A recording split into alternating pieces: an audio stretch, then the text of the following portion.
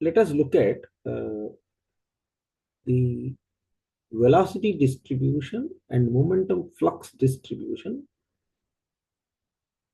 in a annulus flow, or for a flow through annulus.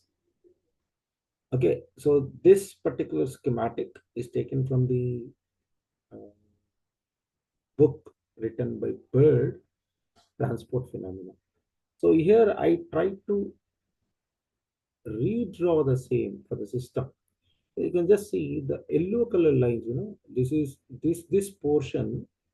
This portion is the annulus region. Uh, this portion is annulus region, right? So there is a velocity distribution which is shown as a parabolic path, and from this particular condition we can assume that at this portion the velocity will be maximum, and at the corners of the wall, that means at the near the wall, the velocity will be zero. So here, what is it we are interested to know? Let us actually look at the, okay. I hope you have understood the figure properly. That means, this is a total outer cylinder and this is the inner cylinder, and there is a flow in between like this. So there is, what is taken here is the flow is taken upward direction. Okay, right. So the thing is now, what is that we are going to do? The momentum flux distribution and the velocity distribution for the upward flow in a cylindrical annulus, because when you consider a pipe or a flow in a annulus, that means we are looking at cylindrical pipe or cylindrical coordinates. So annulus region means generally we come across in a double pipe heat exchanger like that, we can actually see. And yeah, there are many more applications like that. The see okay, now there are certain, yeah, what is that? So cylindrical coordinates. So when I say cylindrical coordinates, so we are left with r, theta, and z. These are the three coordinates. Okay. So there are certain assumptions: steady state, axial flow, and incompressible liquid. So this is one thing. And annular region between the coaxial cylinders, where radius is small k into r and capital R.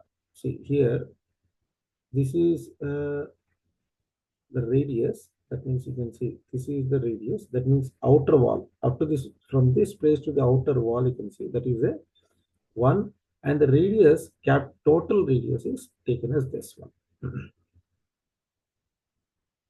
The fluid is flowing upward. You can see, the fluid is flowing upward in the tube, right? That is direction opposite to the gravity. So what we are looking at direction is gravity acts like this, but our fluid is flowing upward. Now, what is that postulate we want to make? See, we are only assuming that flow is in the upward direction, that means Z, and this is radial direction. So we are saying the fluid is flowing only upward direction. That means velocity Vz as a function of r. We call it as a function of r. This is the only existing velocity component. These two are not existing. That means velocity in the radial direction, velocity in the angle, another coordinate radius and theta, they are not existing. Now the pressure, because in a flow systems, pressure definitely exists. So pressure is a function of the Z. Now the boundary conditions. What are the boundary conditions? See, there are two boundary conditions, that small r. That means what is small r? Small r is a thin cylindrical shell which is considered for the steady. Okay. Thin cylindrical system considered for shell. So as it is seen in the uh, cylindrical only flow through just a tube or vertical cylinder, how it has taken. So in the similar fashion, we can consider a thin uh, cylindrical shell, that means of thickness delta R, thin cylindrical shell for a flow, right? We need to make a shell momentum balance, right? Ultimately, what we do is that we let delta R tend to zero also, right? Delta R tend to zero. But when you say small r at the large, R in the outer cylinder, it will be capital R. R inner cylinder, it will be small r. Sorry, K into R. So the boundary conditions, what are the boundary conditions that exist here are at R is equal to small k into R. That means let us see this diagram, right? So this particular portion at small r is equal to kr means this place, at this place, so you can see this place, this particular location, velocity is minimum or zero in the vz direction. And at this place also, that means, at this place also, Vz is equal to 0, right? But at this place, it is maximum. But, hypothetical region is this is. We are physically, we can measure this one and we can measure this one, right? Up to this, up to the inner cylinder of the outer body. That means from this place to the, like this. Okay. See this in between here, this is, we need to actually consider because it is thickness, right? Now this is the flow, here it is the flow, right? In this a thin shell will be taken, which is of delta r, and then we do the what do you call momentum balance for that. That means entering at r, leaving at r plus delta r. That is how we try to actually proceed. So there is a, at the maximum velocity in the flow, you can see this. Let me actually take out all these things, so that it is easy for,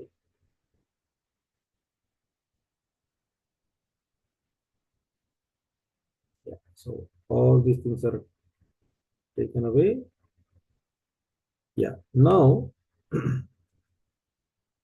this particular part, this is the region where there is a maximum velocity of the fluid flowing in the annulus. I think you understood. This is the annulus portion. This is the annulus portion, right? So that annulus portion, in that annulus portion, this is particular thing what we can observe, and this is taken considered to be as lambda into r. But still, this lambda we do not know. Small kr and capital Kr, capital R are the what you call inner coaxial cylinders radii. Okay, so this is the description of the system in this particular place. So then what we need to do, we need to make a shell momentum balance, right? Shell momentum balance first. Shell momentum balance. So how do I make a shell momentum balance of over a thin cylindrical shell of the liquid? Okay, so as we did it in a flow through a circular tube, okay, flow through a circular tube, if you can just go through that, so you get certain thin shells. So let me actually show you certain things here so that it will be easy.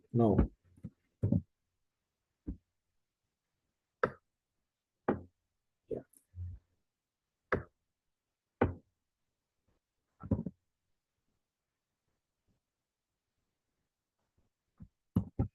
now see this, using these quantities, that means this is number one, rate of z momentum in across annular surface at z is equal to 0. This is number one. Rate of z momentum out across annular surface at z is equal to capital. Rate of z momentum in across cylindrical surface R Rate of jet momentum out across cylindrical surface r plus delta r. But the only thing what you should do is gravity force acting in z direction cylindrical shell. This should be negative because our flow we are considering upward direction. That means this is z, this is r. Our flow is in upward direction, which is opposite to the gravitational force. This quantity is the one which we need to change, or we need to understand better, so that we can write the quantities correctly. Okay, you can refer the textbook page number, textbook written by the bird, and look into the how the momentum balance has been written. But still, I will check it in the next lecture how it has been done.